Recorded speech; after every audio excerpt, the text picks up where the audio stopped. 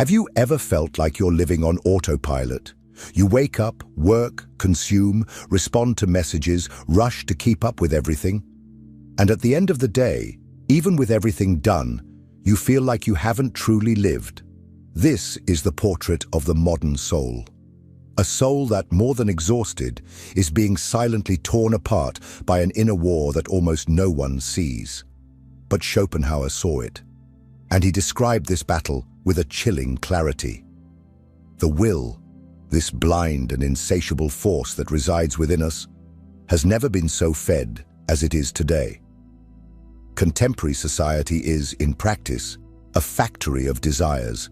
We are bombarded with promises of happiness every second. A new diet that will transform your body. A new course that will change your career. A new app that will optimize your life. A new product that will make you more attractive, more productive, more desired. And in the midst of all this, you, trying to fill a void that only grows. You, chasing an ideal that you never reach. You, repeating the phrase, "I'm tired," like a mantra, without realizing that the tiredness is not physical, it's existential. The truth is that we are being mutilated from within. The culture of productivity teaches us that resting is laziness, that stopping is a waste of time, that slowing down is failing. So we continue to harm ourselves in the name of a success that never comes with peace. And even when we reach our goals, the restlessness remains, because the will is never satisfied. It is never satisfied. Schopenhauer said that this will manifests as a structural lack. We do not seek specific things. We seek to fill a void that has no name. That's why, even with comfort, technology, relationships, and achievements, many live suffocated by a feeling that something is missing. And what is missing cannot be bought, cannot be attained, because what is missing is the pause, the silence, the end of wanting. But this end never arrives. And here lies the cruelest point. The more aware we become of this inner war, the more powerless we feel. We know we are hurting ourselves, but we can't stop. The routine, the system, the expectations of others, everything pushes us back to the battlefield. We are soldiers in a war that no one declared, but that everyone fights. You feel this, don't you? This exhaustion that has no apparent cause. This restlessness that cannot be explained. This sadness that arises even when everything is fine. This is the reflection of the will.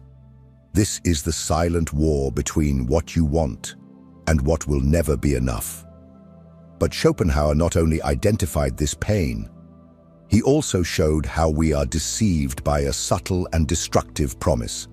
The idea that happiness is just around the corner, within reach of one more achievement. This is the next poison we need to expose. In the next part, we will dissect the trap of hope and why the pursuit of happiness may be your greatest mistake. You have been conditioned from an early age to believe in a narrative. If you make the right choices, if you work hard, if you are a good person, then you will be rewarded with what everyone says they want. Happiness. Seems fair, right? But what if I told you that this promise is a trap? That the very idea of happiness, as we have been taught to see it, is the poison that feeds your frustration.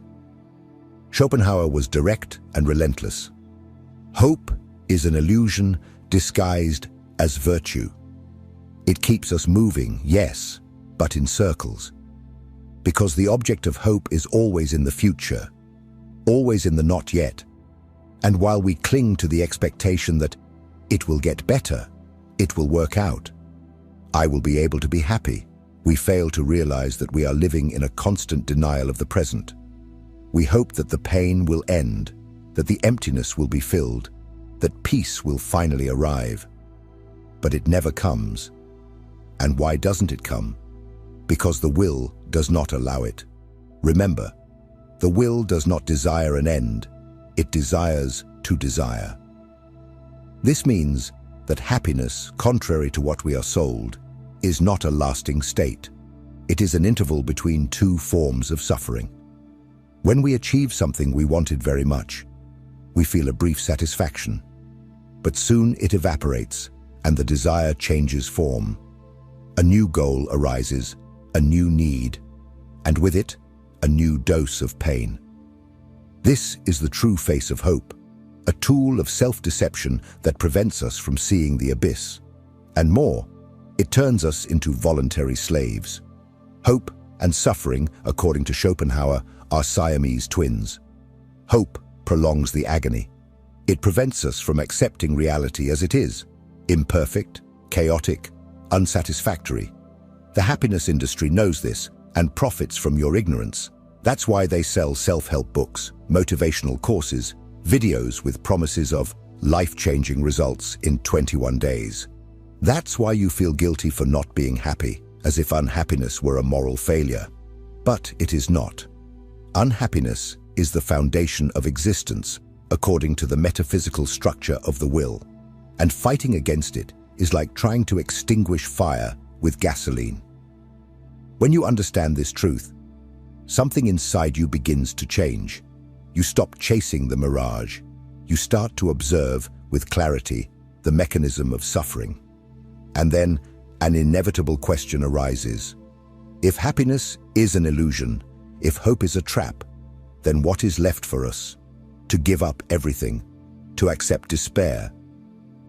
Schopenhauer answers with something surprising and profoundly liberating. It is not about conquering the world, but about detaching from it, about stepping out of the game, about abandoning the will, not out of weakness, but out of wisdom. In the next part, we will explore this radical idea, the path of renunciation, and why true freedom can only be found when you stop wanting. If what you're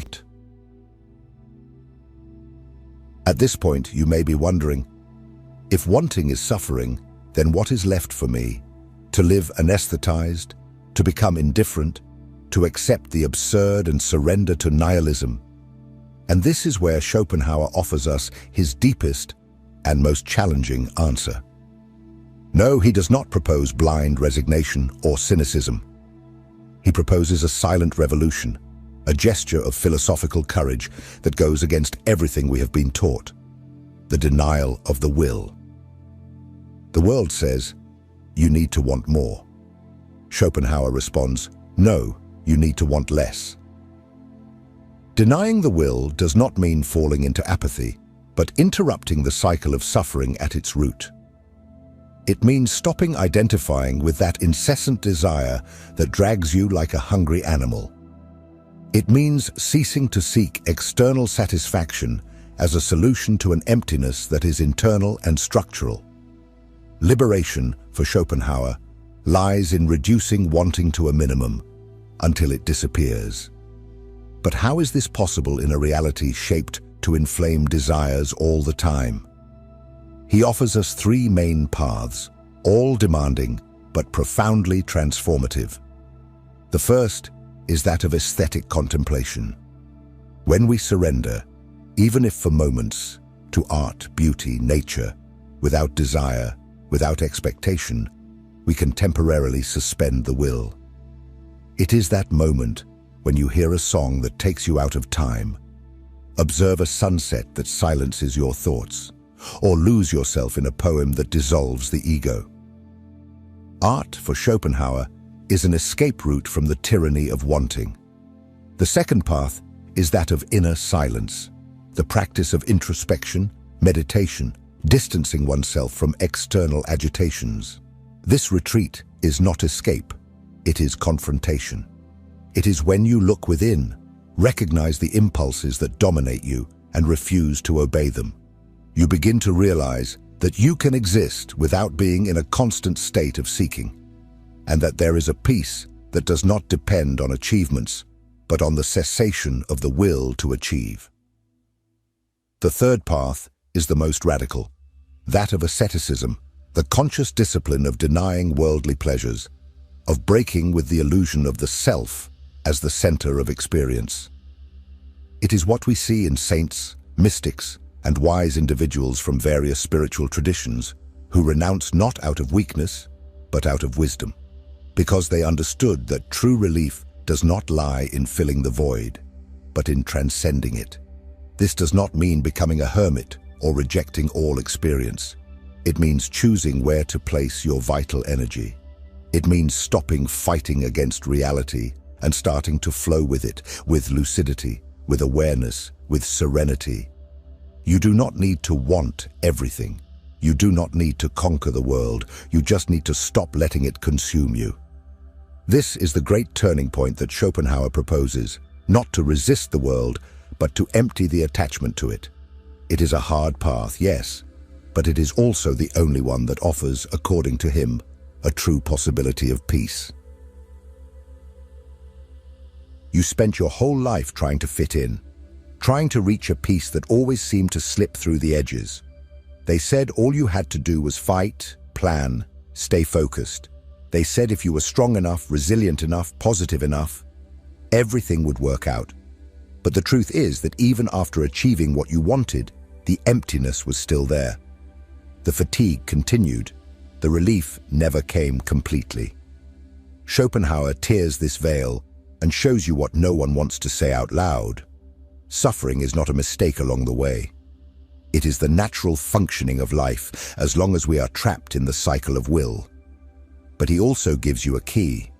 You can interrupt this cycle, not by conquering the world, but by withdrawing from it with clarity, wanting less, wishing in silence, appreciating beauty without possessing it, embracing the moment without demanding that it be eternal. True wisdom for Schopenhauer is not in being more, doing more, having more. It is in ceasing to be driven by scarcity.